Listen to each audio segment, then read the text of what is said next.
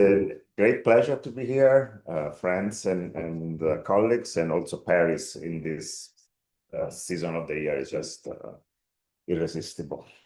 So thank you very much for inviting me. So today, the talk will really be two-part. The first half, that which you may have heard before, will be, because I need to set the stage, will be a bit of an overview and summary of the program so far.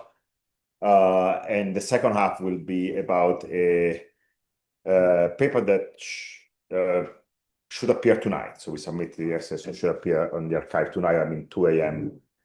Tomorrow morning.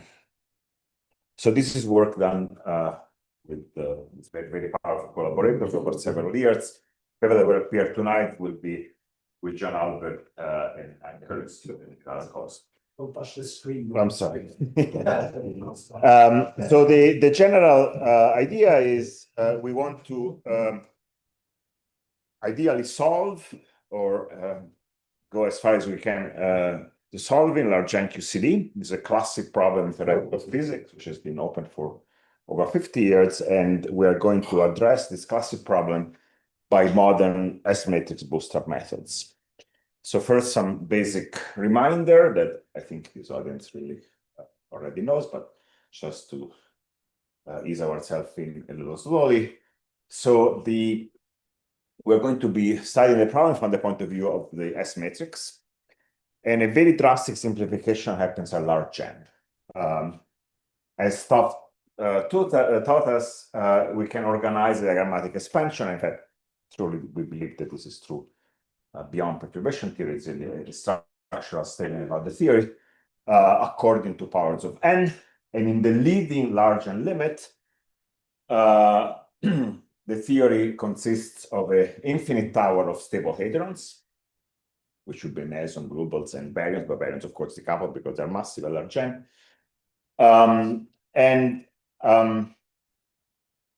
One way to think about the theory then is that you replace this theory of quarks and gluons with this three-level Lagrangian that comprises infinitely many fields, one for each of the stable hadrons. And you just do three-level phi diagrams in that Lagrangian. The reason being that the width of the hadrons become infinitely narrow, large n, so you can really treat them as stable particles whose coupling are suppressed by 1 over n, and that in particular implies that you're only going to have poles and no cuts in the scattering amplitude. And as bootstrappers, of course, even if our goal is to target a specific theory, the general recipe, you have to enlarge your vista to the space of theories that share the same structural properties and carve out that space.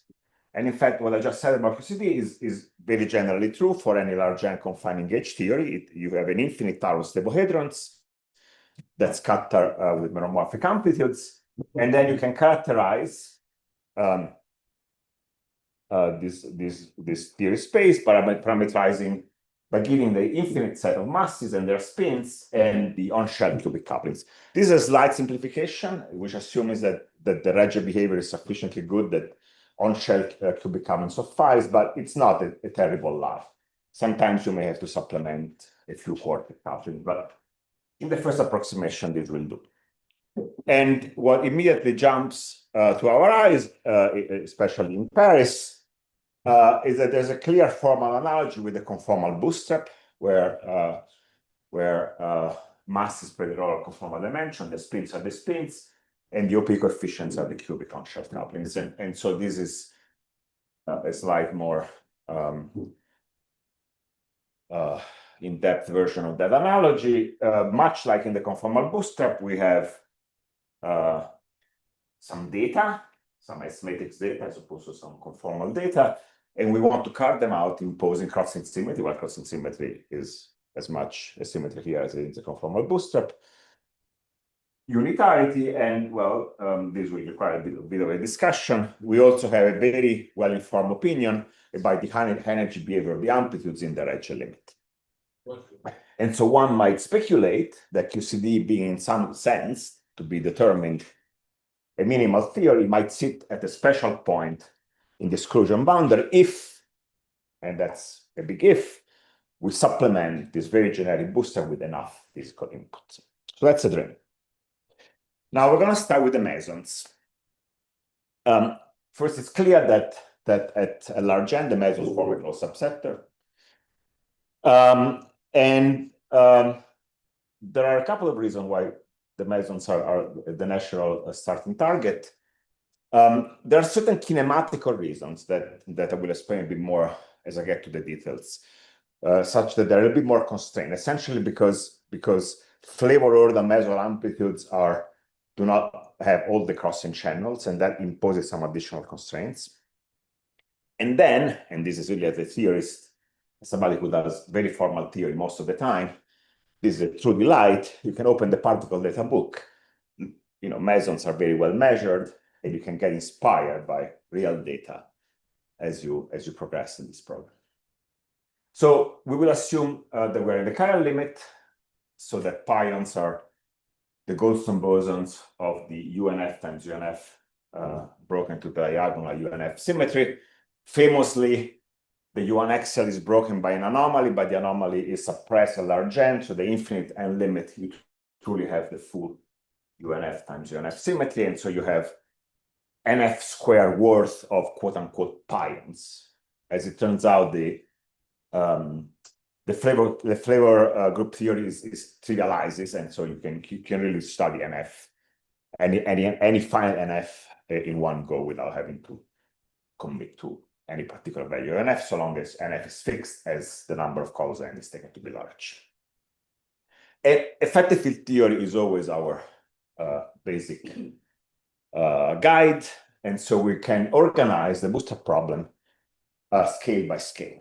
And so here I'm depicting very roughly the masses of the mesons in the first few line mesons. Of course, the pion is exactly masses. So that's another reason why it's good to start with the mesons, because at least we have this basic piece of spectral information where we have some masses particle that start with those. And then the first massive meson is the row vector bosons, and then there's a bunch of mesons with higher spin. So you have completely succeeded in solving the problem. We have determined the complete set of this data.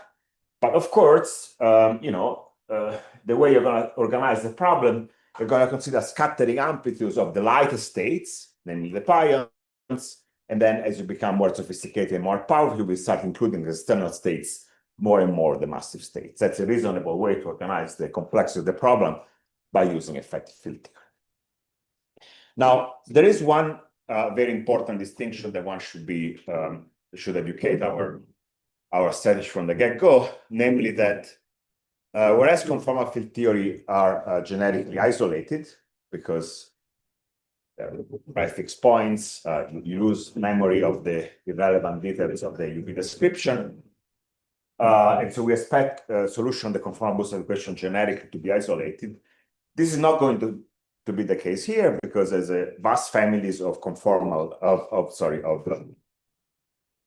H theories where you can vary continuous parameters, and you expect this data to vary continuously. And so really, we should keep in mind that... Like what parameters? You mentioned like coupling some extra fields. I thought that take the simplest example. So see, here I have an F massless quarks. Suppose I add, okay, so the quarks here are in the fundamentals, so large n will be washed out. But suppose I couple some adjoint boson or some adjoint massive fermion to QCD. That's a continuous parameter that will change the dynamics. And of course, the dream is that QCD is in some sense special, but we have... It's still going to preserve the metamorphic nature of the... Yes, yes. Okay, so the outline is the first half of the talk. I will review what we have done in the scattering of pions. And again, first we do complete universal bound, then still keeping the pions as in the external legs, we add a bit of spectral information, namely that there has to be an exchange spin 1 massive particles. Then we get a little bit more ambition, we exchange both spin 1 and spin 2, and as we shall see, that will have a dramatic impact.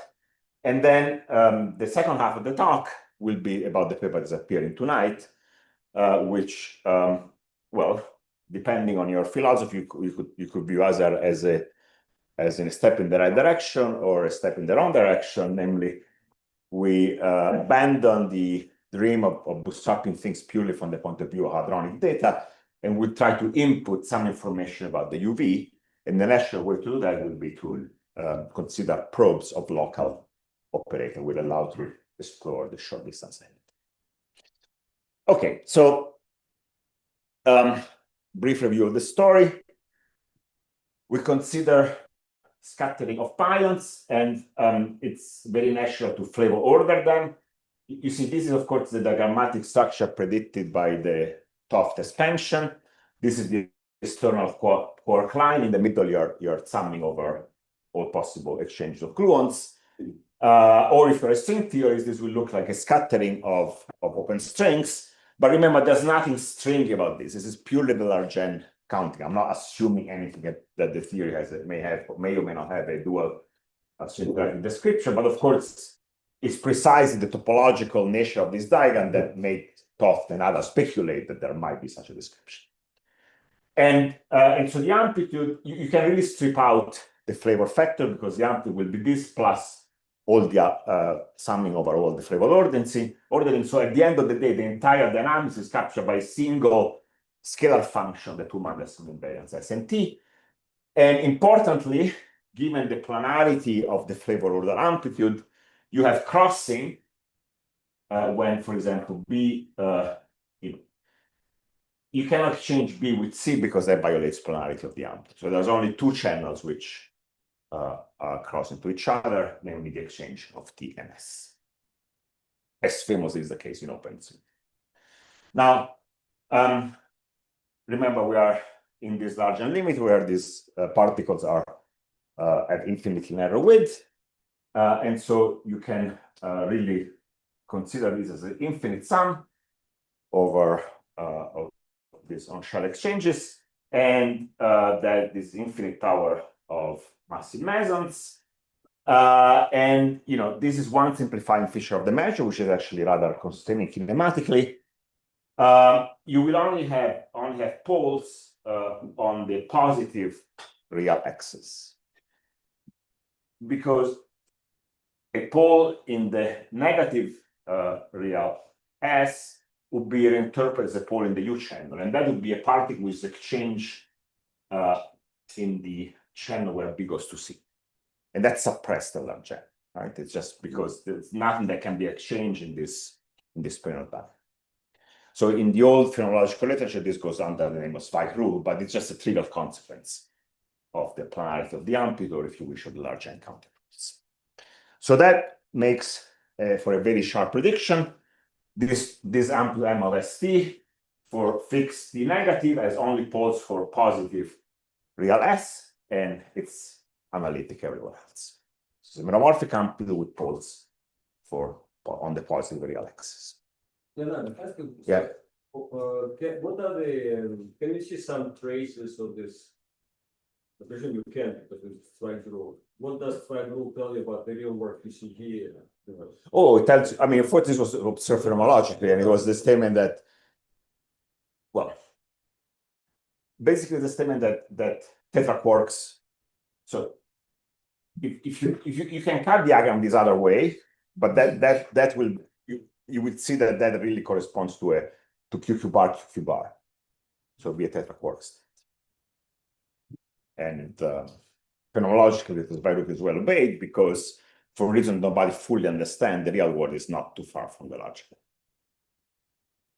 Okay, so given that the amplitude is completely analytic around the origin, we can expand it in a tailored series, and then we write down the most general expansion that is crossing symmetric, and we have a bunch of undetermined coefficients. I did not put here the constant, because the constant here would correspond to a quartic interaction for pions. Pions are boson boson, so I put that information by hand.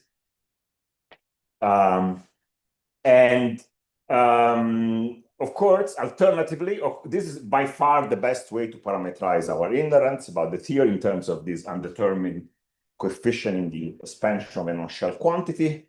But if you prefer Lagrangians, of course, you could equally well parameterize your inertia in terms of an effective field theory with infinite tau of higher derivatives, and you'll be relating this higher derivative coefficient with these G's. And here, because it's one important coefficient, the leading one is nothing but the pi integral constant.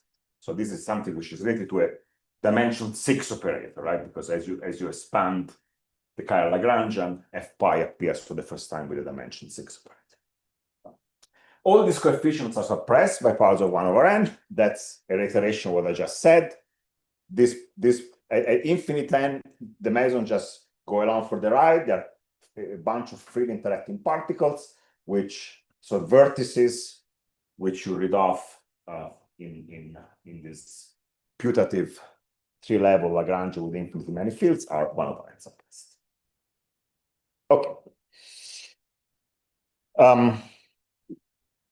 So the final ingredient, which is, of course, 50 years ago, this would have been the most familiar, but perhaps now a few words need to be spent, is what happens for large S and fixed momentum transfer.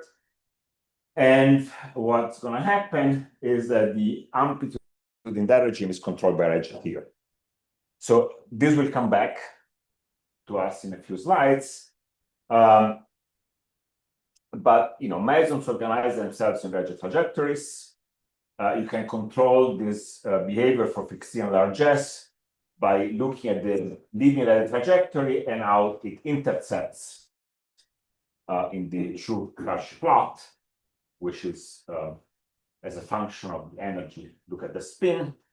So for each, these are the particles of minimum mass for any given spin. That's the linear trajectory. And the intercept of the rho trajectory is roughly 0.5. And that's the one that controls the behavior of the amplitude in this limit. So there is the fact that this exponent is smaller than 1 means that m over s goes to 0, whereas when s is large. And here it's important, and it really plays a central role. So maybe if this is not clear, ask questions. This is strictly better than what's predicted generically in a quantum field theory by the Frossard bound, which would only tell you that it should be lower than s squared. And indeed, in QCD at final n, we know that the leading trajectory in this old language of quadratic phenomenology is the Pomeron, which has intercept a little bit bigger than 1. Or if you are a careful person, you'd see that it's s log square s. But again, since I'm just reviewing this part, I cut that slide where I explained that diagrammatically, the Pomeron in this diagrammatic language would be a closed string. It's a diagram which is suppressed by powers of 1 over n. And our philosophy here is that we're taking the larger limit first. N is the largest number. Okay, so in actual QCD, you can actually look at this. It's quite beautiful in the data. You see that the rho trajectory dominates at some intermediate energy, and then as you go sufficiently high energy, eventually you cross over to the Pomeron. But if you were to crank up n, that crossover would happen later and later. We're interested in extracting the theory that strictly infinite n, which, if a string theory dual exists, to be the theory that corresponds to the 3-level approximation of that string theory. The larger limit comes first. Is there an hope that there may be some version of the first argument that in a larger theory would imply the bounded unity?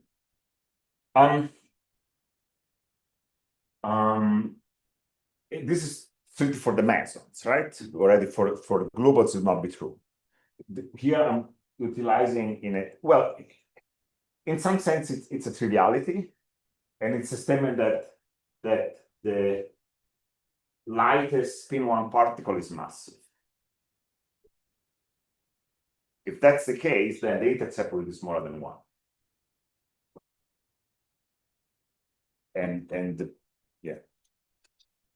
Anyway, it's a small, from a phenomenological viewpoint, this is obvious, but it's an important input.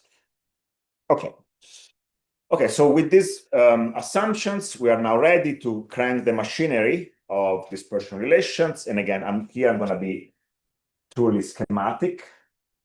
Hopefully you have seen the story, but the idea is very simple.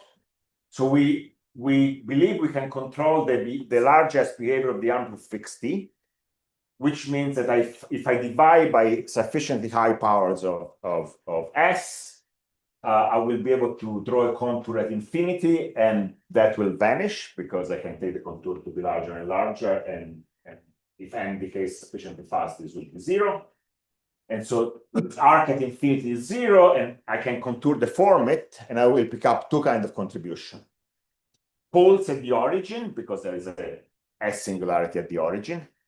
And those is the infrared contribution, which I can rewrite in terms of the coefficient. Sorry. Or the coefficient G that I had earlier, right? So this is the expansion of the origin. You see here, there's G times some powers of S and T. So for fixed T, higher powers of S will give me contributions at the origin, depending on n, of course.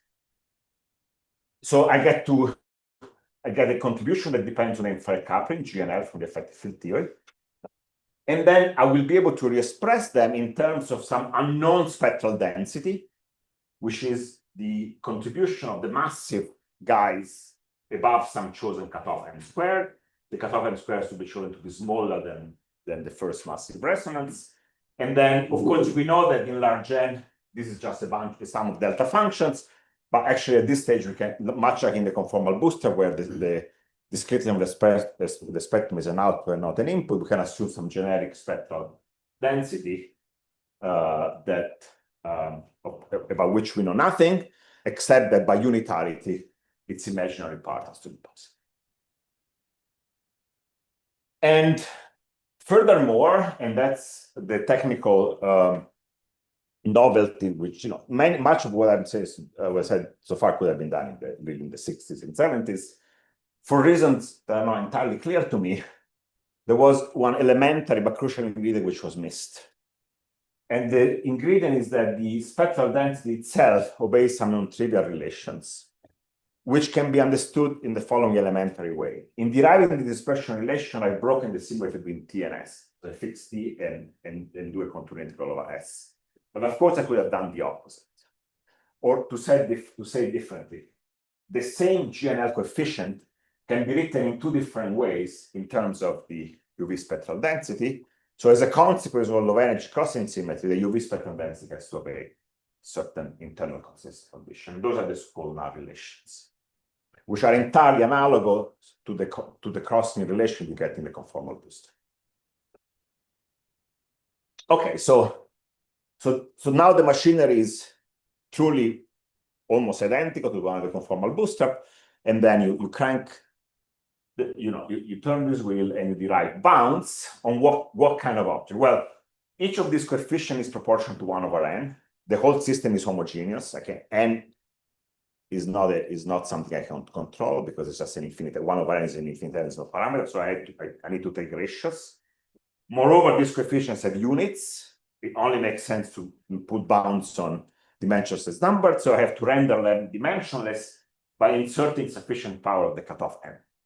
The cutoff again is a priori arbitrary, but in fact we know exactly where we should put it. We should put it in the mass of the leading massive exchange state.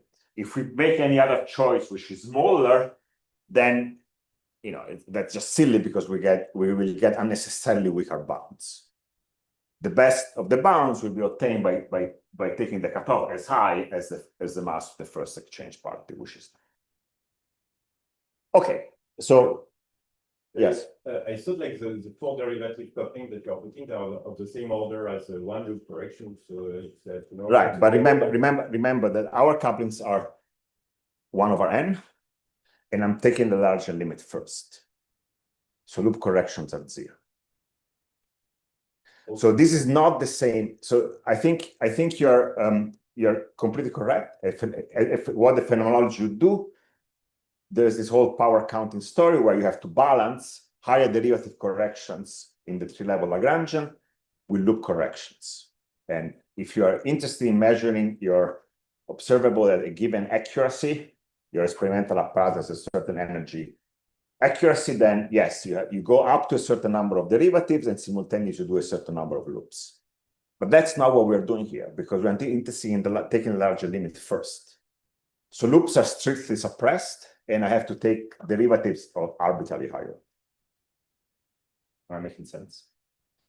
Because all the higher derivative terms have come with the same. Implicitly, but in the Carl model, how many? I don't know about the Carl model. The Carl Lagrangian, you mean?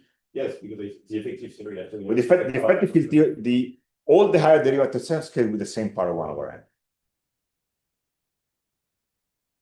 So that's the leading behavior at tree level. And then if you were to consider loop diagrams, that would be suppressed. Yes.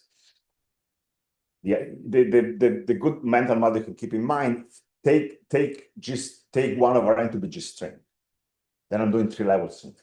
I understand this as a level of strength, right? I just don't understand this as a level of the Carl model, which is your effective theory in the end. But do you agree that all higher derivative terms have the same scaling 1 over n?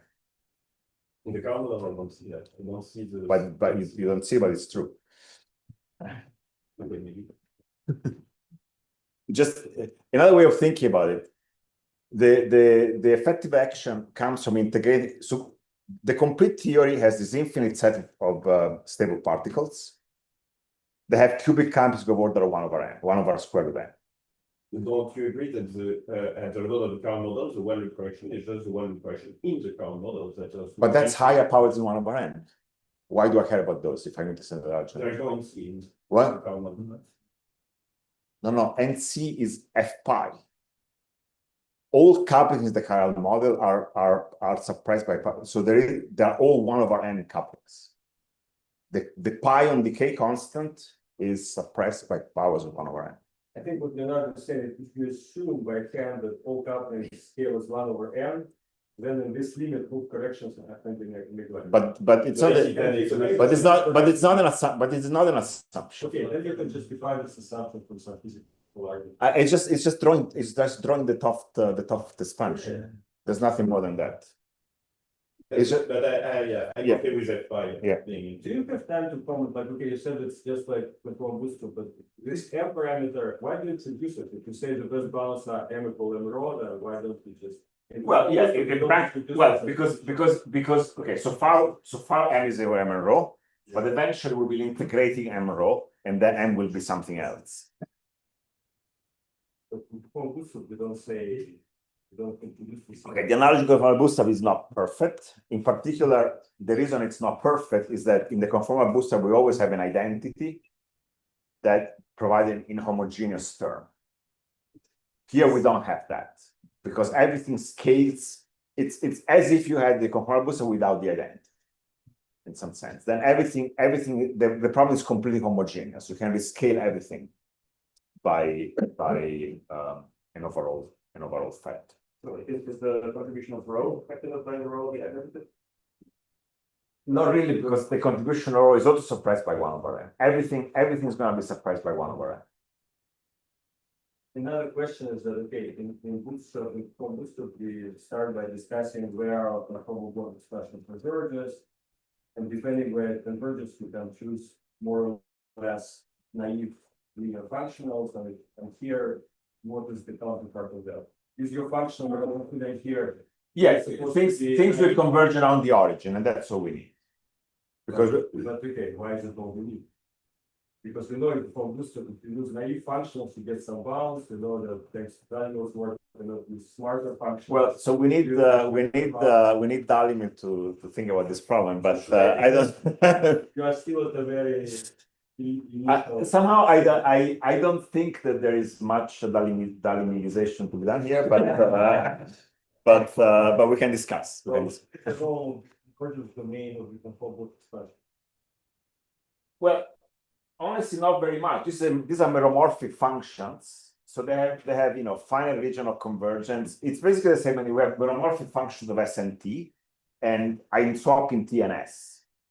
But I assume that this meromorphic function can be expanded in a certain series because meromorphic functions expanded in the poles. Those series sometimes do not converge, but be careful to yeah. So I think your question has to do with the Regge boundedness of the amplitude. So the idea is that if we assume, it's basically the statement that you have to do a sufficient number of subtraction for duality to be true. So the idea, so what happens when this counter approaches the car? So the idea that what's implicit in this whole idea is that if I do an expansion of the S poles, or I do an expansion of the T poles, I get the same result. That's it. That's the whole idea of hadronic duality. But do those expressions converge? Yes, yes, they do. If you do the sufficient number of subtractions. Yeah. Okay, so with this preparation, let me just flash our first. Okay, so I'm probably way behind. So anyway, you get an exclusion plot in the first for derivative couplings.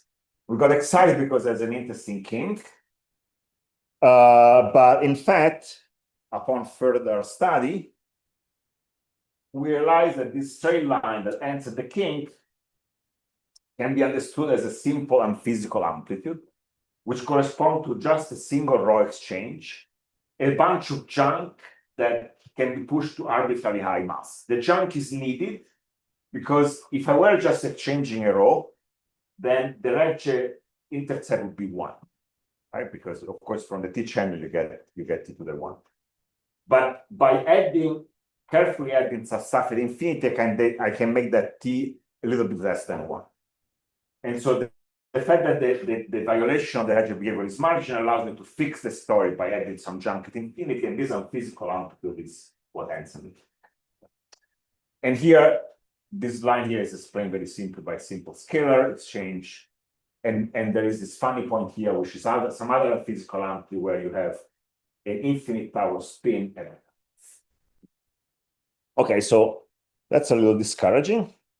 But upon further thought, we realized that precisely because J equal 1 is marginal, this was possible. And the way to force this booster problem to give us something non-trivial is to insist that we really have some state of spin greater than 1. A state with spin greater than 1 will violate our Regge assumption violently. And at that point, the booster will be forced to spit out a full Regge trajectory. And the idea is that, because the only way these things can work out is that there is a non-trivial resummation, so such that each higher spin violates Regge behavior more and more, but there's a derivative cancellation that resums the full-fledged trajectory. To say this thing differently, more mathematically, under our mathematical assumptions, we actually have an analytic spin all the way down to J, to a value of J, which has to be greater than 1. So the moment we insist that we have a spin to state, that has to be part of an infinite family of states that are analytics. And I normally skip this slide. In a summary, given for this booster avoidance, this will be obvious. Let me make a random slice in the space of constraints. And then we see that whereas a row exchange, which is here at the origin, can be compensated by some junk at infinity, a spin 2 exchange is off this axis, and so it cannot be compensated. So if you're not a bootstrapper, ignore.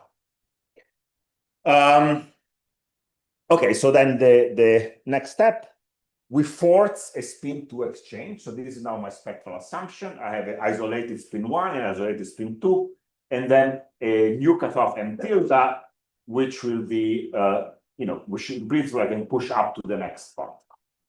And just to be cute, well, at this point, we really have to input a little bit more than this super generic assumption. I have to tell you what, so let's say that the mass of the row fixed the overall scale, which is just dimensional analysis. Then, however, I need to specify the ratio of the F2 and the row, which we fix for fun to be the one from the particle data book. And here something very interesting happens. We find that this is now an exclusion plot in which you see I'm plotting as a function of the inverse cutoff M tilde in units of the row. I'm looking at the exclusion plot for the coupling of the F2. And one way to read the plot is to say, well, let me assume that I have an F2 with non-zero coupling, so it means I'm somewhere here. Then you see, I cannot push the cutoff all the way to infinity. So one way to read this plot is to say that the moment I have a non-zero coupling of the F2, the cutoff has to be finite, which means that there has to be something that appears. And of course, that something will intuitively be a spin 3 object that is the beginning of a edge. And not only that, but this plot has a very stable numerical kink that is explained by a very nice, interesting solution, which, to the best of our understanding, contains a Regge trajectory and, in fact, only one Regge trajectory. And what's a little bit astonishing, and it's working way better than it has any right to work, it's a really rather remarkable agreement with the real world. It doesn't have to work. N equal infinity versus n equal to 3. Okay, maybe you could say large n is a good approximation. Chiral limit versus non-chiral limit. I don't know why this is working so well, but it's encouraging. So can you quantify What? when you say you don't expect it to work so well? Can you quantify that? No. It's just Those are the experimental ones. After your. yes. These are like masses with beats. Sorry. These are masses with beats. These are not involved. Oh, Yeah, they're massive with weights, but The first time by the beats. yeah, sure. Excuse me? Yeah. Do you have any way analytical or numerical to estimate the next one over incorrect? No, but I fundamentally don't care because I'm as I often say, my interest in the subject is proportional to n, but but people are welcome to think about it. There's not in the real world, what is the contribution of the next version? In this case, you have a single.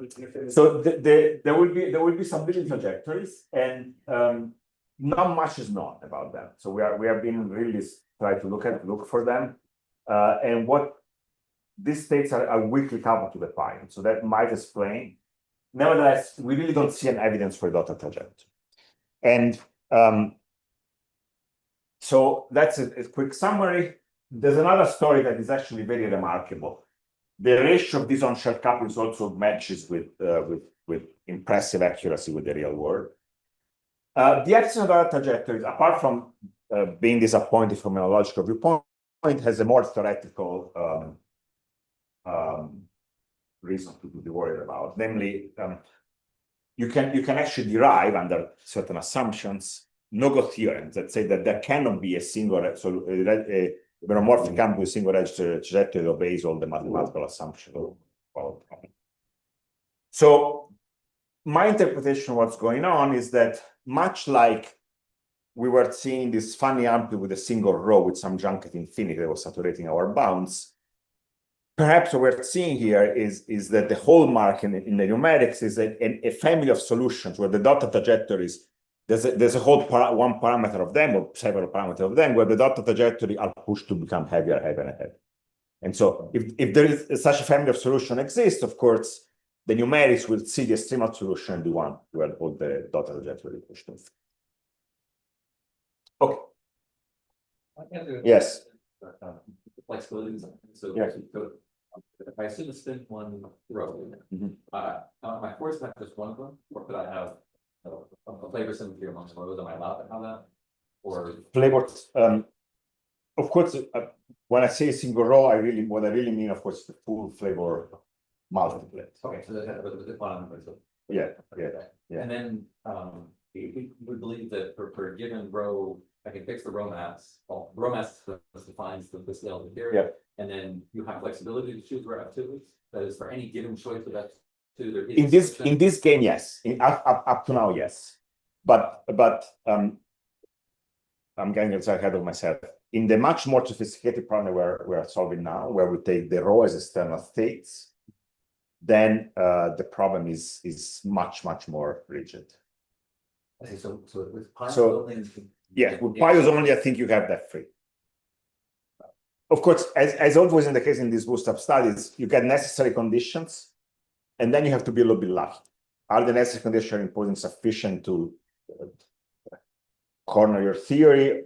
Of course, you know, the most pessimistic thing to say, no, I have to consider all possible to do scattering of all possible states at the point of the corner the theory, but good luck with that. So the hope is that the fine amount of work will get you somewhere.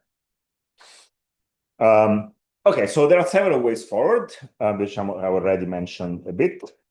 One that I will not talk about today, but I'm very available to talk in private. It's this project that has been going on for more than 4 years. That's not the longest project I've been involved with, but it was becoming one of the longest. It's this really complicated problem of doing row scattering with this powerful group of people. Another thing that I'm trying to do, okay, so this is one thing you could do, a larger set of external states to include massive particles. Or you could say, well, let's just keep massive particles and do higher point scattering. To get a closed semi-definite system, you have to go up to 6-point scattering. And that's not completely out of the question that we may be able to do it. Again, our collaborators were very good with kinematics, and I also am very good at convincing AI to do it for them. What I will talk about in the remaining time, which is not very much, is a different direction where we want to inject UV boundary conditions, because after all, we know a lot about, you've seen the UV, we know the Lagrangian. And the canonical way to do it is to add to the mix local gauging granite observations. And I have to say that something very similar has been done by A. Khrushchevsky, but with a different emphasis. They really want to do phenomenology, so they take n equal to 3, not in the chiral limit, they input a lot of detailed phenomenological information. Our story will be more of a theoretical laboratory. We are large N, and we'll try to go as far as we can with as little input from phenomenology as possible.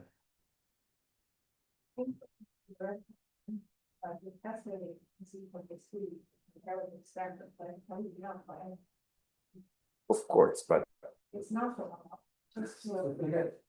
well, you will see that some of the things I do, I would call phenomenology. It was not meant as an insult. I wasn't trying to insult your work as being phenomenological. That's not. About this expectation of single-rated trajectory is not both theoretical. Sorry? This expectation of no amplitude with a single-rated trajectory. And in conformal bootstrap, we see something similar, right? If we do single correlator bootstrap, the extremal spectrum is very sparse, there are 2 states, but then we include extra correlators, now there are additional tau. Yes, I think yes, I had the same thought. I've not been able to make it precise, but I think in spirit it must be something like that. But then this is yeah. Sorry? Is there some analog GFL? No, but you know, you are precisely the person who is should be thinking about this. I mean, I thought a bit about it, and I couldn't sharpen the analogy. Yeah. But then with these new results to appear with external raw particles, you don't see a second trajectory. Okay, it's too preliminary for me to say it in public, but we kind of maybe do. Well, okay, that is Alessandro. What we seem to be finding is that without assuming additional edge trajectory, we exclude everything. Is that whether because we're making a mistake or because we have to really input additional edge trajectory remains to be seen. Okay. But it seems that the problem is so constraining that we are excluding everything. Unless you're forcing additional states. I don't know, what do you mean without assuming? Where exclude it, where disallow it? Disallow. Where disallow. Where disallow. Where disallow. But of course, things still need to be checked. Okay, so the idea that was emphasized by this gentleman, and of course, it's an old idea.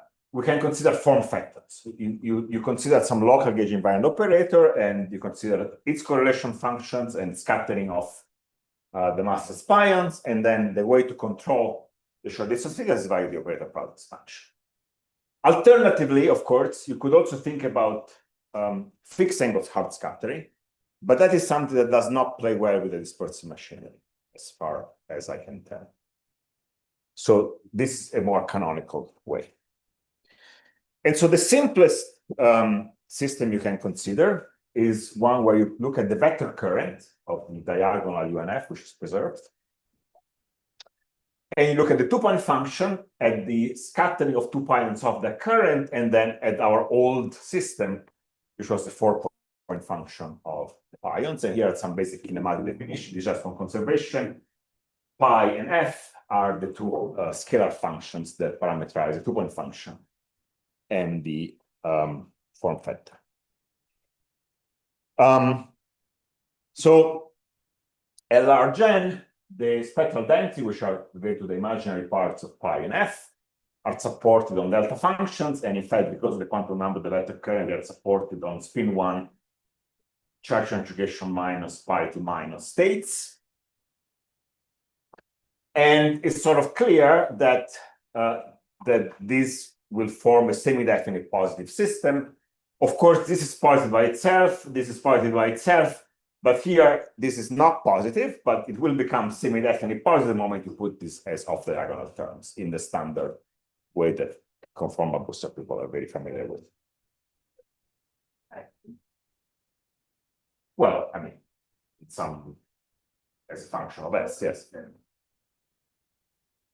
Is the spectral density in the spin 1 channel for the stationary exchange in there. Like in the usual form factor bootstrap, that you take the inner product of the states. Yeah. But Okay. I think the first state is like a state created by the vector current. The second state is some asymptotic time states. Then that makes the element which does the normalization of that state. It's not the same.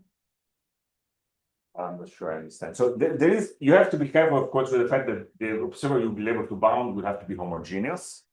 And now that we have doubly homogeneous, because indeed I can change I will the normalization of the pi-point function and normalization of the curve. Yeah, but you do not have the in state and off state. You just have in state or off state. Because then it's just the normalization of the state, it's not the standard. I'm not sure what the objection is. The objection is that the matrix should be 3 by 3, and the S matrix is the in-out overlap, and the in overlap is just 1. That's what you do. That's what you fix. Well, I stand by, okay, maybe there is a more elegant way of saying I stand by the fact that this is correct. There so are maybe this- some ones in the 3 by 3 matrix. There's no one. No, not in that one. We can see.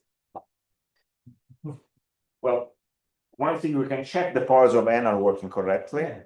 So this gadget is 1 over n, this is order 1, and well, sorry, the powers of n are working correctly, everything is homogeneous, and it's working. Okay, so we can now do something very similar. We have the usual expansion as before, and now we have some additional parameter a and b, which come from the expansion of the two-point function at the form factor. And it's important that B0 is really strictly equal to 1 from essentially current conservation. And the reason we can meaningfully compare something that we are going to compute in the UV with something we are going to measure in the IR is, of course, because the current is energy invariant. And so we can relate these coefficients to Wilson coefficient of Lagrange captain of Schell-Gauge field in a canonical way. I some composing also in the asymptotics of current wave function. Or the current Okay, wave that's coming. Okay, so at high energy, the behavior of this quantity is determined by the operator product function. And let's look at the two-point function. There's an identity, there's a psi, there's a gluon condensate. And the identity contribution is one which is captured by perturbative diagram, you see. So this is the one loop, which is truly just a free field result. It's one loop in momentum space, but it's really just a free field result in position space. And this second term is the one that comes from the two-loop calculation. So you see the perturbative result is, of course, powers of alpha, but alpha is scales like 1 over log for high energy. So The perturbative expansion is an expansion in powers of 1 over log. The non-perturbative contribution are suppressed by powers of S. And in fact, in the chiral limit, the leading contribution is this one because this is forbidden by S. And for f of S, in fact, we will not need a detailed analysis, but there are a variety of ways to argue that there's an old-fashioned way from Brodsky-Farad counting number of partons, but there's a more modern way that uses factorization with a hard scattering part and some pion structure function that anyway argues that this goes like 1 over S. The coefficient of this O is known. The coefficient are known, but the story here is get very tricky because although the coefficient may be known and people know corrections, the corrections are actually not small. And so it's actually very dangerous to input them because the corrections might be of the same order as the leading term. Corrections in S. Correct. There are all sorts of corrections. There are corrections that come from the perturbative expansion. There's correction that come from looking at this pion structure functions. I think that because Brodsky is a not reliable person. No. He did many things in his career. It's okay. But what will be this right? this is right because it's been checked by many people. By whom? This is It has also been. I didn't put the modern references. I read this not very carefully, but it seems that the arguments are solid to me. And the only thing that will be needed here is that this decays like 1 over S. But the question, if it's solid, there has to be a value for the coefficient because it's just give blah blah and they don't. It's not blah blah. It's not blah blah. It's something you can write down in terms of this non-perturbative function, which are in modern language would be the overlap of some line operator psi bar with the wave function of the pi. So it's some junk like that. But the only thing that will be important is that it's suppressed like 1 over S. Okay, so we will derive. Okay, so I'm really out of time. We write two kinds of bounds, and I will let me be very brief on the rigorous ones. In the rigorous ones, I will simply use this S equal infinity, and I'm going to fix the number of subtractions. I will not input even the perturbative coefficient of the one loop beta function will not even enter there. I just use the asymptotic to tell me how many subtractions I need to do. And then I can run the standard dispersive machinery to put bounds on homogeneous ratio, this being one of them. And here, well, there's a very simple exclusion plot whose geometry we understand. It's a convex polytope. We understand the corners. Unfortunately, the corners are the kind of unphysical amplitude we found before. Infinite tower of spins at the same mass, and here all the states except one have been pushed. This is not unexpected because the pi and f don't contribute any null constraints on their own. So you have not really made the problem richer. You have just you have made the problem richer in a trivial way. You have more observables, but you haven't put more constraints. You do see, however, and that's pleasant, that the previous F2 extreme solution has an input on this story because a drastic change, for example, in the bound of B2 as you vary the cutoff. But the real fun of this game comes in doing what people have been already suggesting, which is to input the UV asymptotics, which you now will have to do in a way that I would call phenomenological. Namely, you decide that there is some scale lambda at which you can trust perturbation theory. The value of lambda is up to you. And then on that arc at infinity, you will actually evaluate the answer using the perturbative result. Where is it? Well, Where you go that thing? because there's an essentially uncontrollable error. You can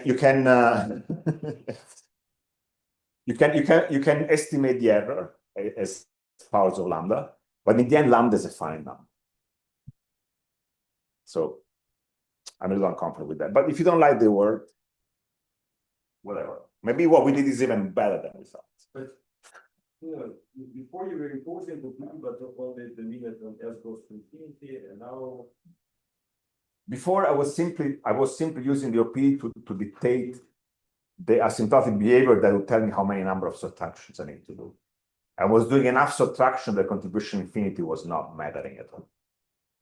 I was simply using the P to educate myself on how much I need to subtract so that the contribution infinity does not matter. Now I want to keep the contribution at infinity because I want to actually input the value of the one loop beta function. Is the question about the coefficient, the relevant to the coefficient that we need to. So let's do a little bit more, and then perhaps things will become clear. So now I'm not dropping the arc at infinity. I have the low part, which is inside the circle, the contribution from the circle, which is evaluated lambda square, and the contribution from the spectral density, which comes from the usual wrapping of the contour around the points. So that's my modified story. And now I'm going to declare that the lambda is sufficiently high that I can replace pi with something I compute in perturbation. Now, the story before needed at least one subtraction. So for k greater or equal than 1, you see, I relate the low energy parameters to objects that are clearly going to 0 as lambda goes to infinity. So this is a fun game, but I don't learn very much. The story becomes much more interesting because now, given that lambda is kept finite, I can consider even 0 or negative values of k. For example, for k equal -1, this is I'm simply defining a -1 to be this quantity here. It just comes from this is just a one loop approximation to the beta function. And then I relate that one loop approximation to this integral of the density, now from a square to lambda square. And there is a correction, which is of this order. Okay. For osmosis are like segment sheet holes, the finite list. So, and then as they go to higher and higher energy, they're getting wider and wider. So there will be some energy scale that they're going to smear into some spectral density that will look like the but for this case, we just have a lot of delta functions. I don't see how we can have a scale that's look like. Okay, so that's a good question. It has to do with the statement that all these statements should really be phrased in a Tauberian way. So anytime you do any kind of desire, it's like in the Carnot form. The Carnot coordinate and the asymptotic density of states, and naively it's in contradiction with the fact that the spectrum states in SFT is discrete. It should really be reinterpreted as a statement about an average with a certain width. And I believe that can be made precise along those lines. Indeed, if you do things naively this way, you will discover that the one loop beta function is telling you that above a certain energy, the spectral energy is just a constant. It seems in strict contradiction with the fact that you have a bunch of poles, but again, it should be understood in a Tauberian average way. I don't think this is going to affect the argument, but yes, I appreciate the comment. Okay, so let me get to the punchline. So the trick now will be to put a bound on an object about which we know everything except the G10, which is the parameter constant. B0 we know because it's 1, A-1 I just defined, and we can run the dispersive machinery to put an upper bound on this gadget, and then we reinterpret it as an upper bound on the pi on the k constant, suitably normalized by square root n, in units of the row coupling. So this is fun, because this is dimension 6 operator. And dispersive bounds usually access dimension 8 and above. But using this trick of having a finite contour, we could go down to dimension 6. Now, that's one way to interpret the bound, but there is another way to interpret the bound, which is actually this number has been very well measured on the lattice. For essentially in the chiral limit, essentially for infinite n, using these twisted Bush-Cabai techniques.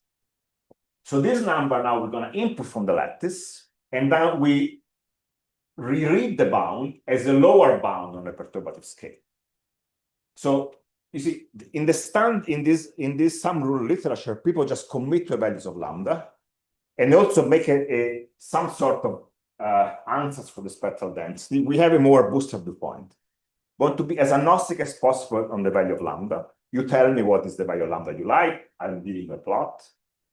And also we are completely agnostic about the spectral density. The spectral density is anything you want, it has to be positive. And now we can reread this bound as a lower bound on lambda. And we discover that if lambda is too low, then you get a contradiction.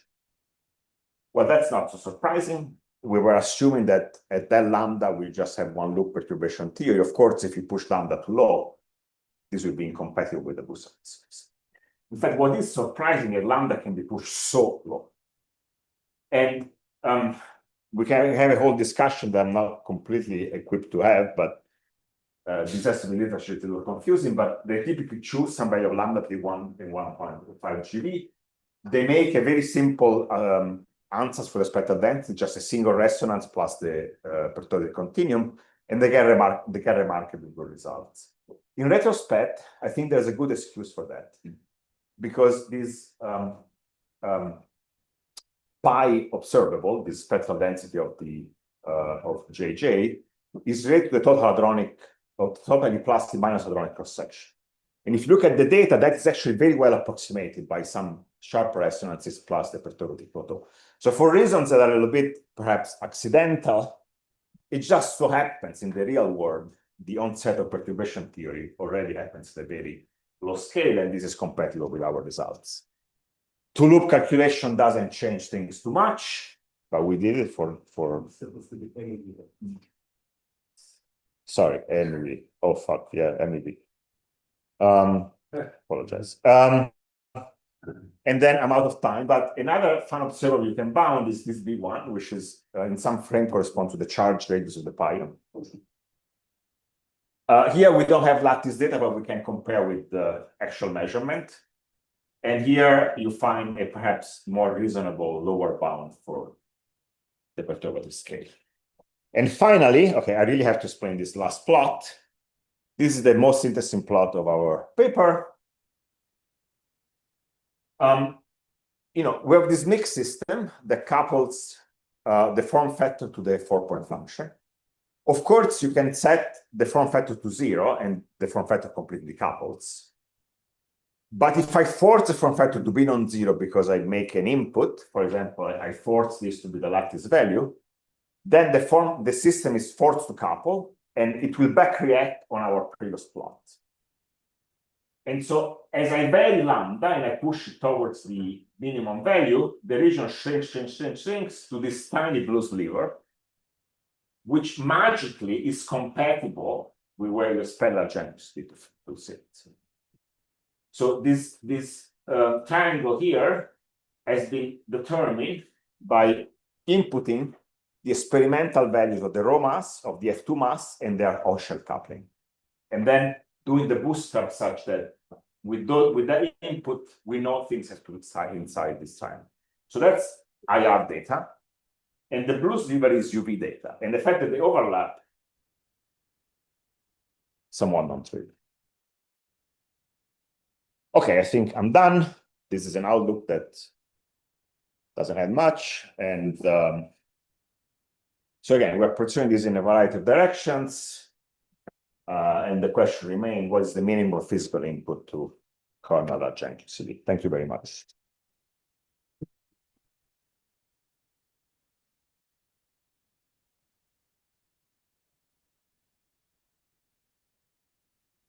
Thanks a lot for a great talk. You already have quite a few questions, but if there is a single very urgent question, you can go for it. First come, first serve. I guess would you expect that before doing the analysis that if you don't input lambda, your bounds are not perfectly strong? You mean this purely universal bounds? Yeah. So I think so because it's the usual thing. You enlarge the number of observables if you don't have new constraints. What are you doing? So here I think the whole point of the exercise was to try to input the precise UV behavior, and the way we did it here was in the crudest possible way, by crudest and next to crudest. So first we just did. Let's assume that at lambda, the theory is just free. That's essential. I call it one loop, but it's one loop in momentum space. It's literally just the free two-point function of the vector currents. And somehow that already gave something quite interesting. And then the one loop, the next correction didn't change things much. But somehow the whole story can be systematically improved for sure. Hopefully by others, but yes. Thank you.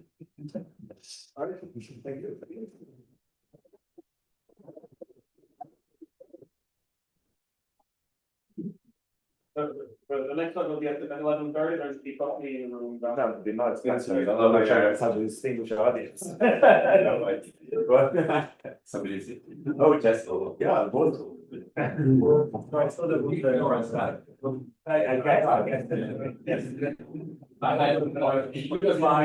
Hi guys, can you stop the audio because it goes on YouTube? I'll keep the YouTube going for the next talk. No,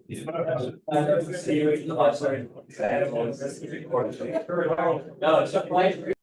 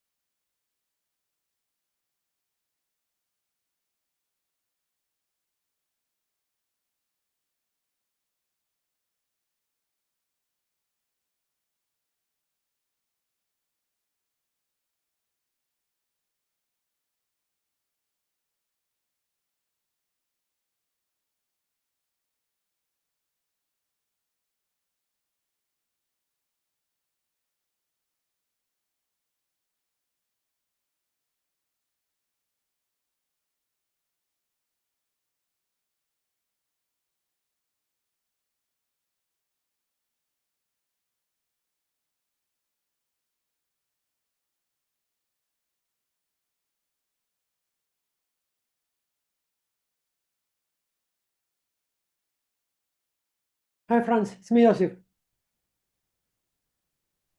Hi, Yosif, how are you?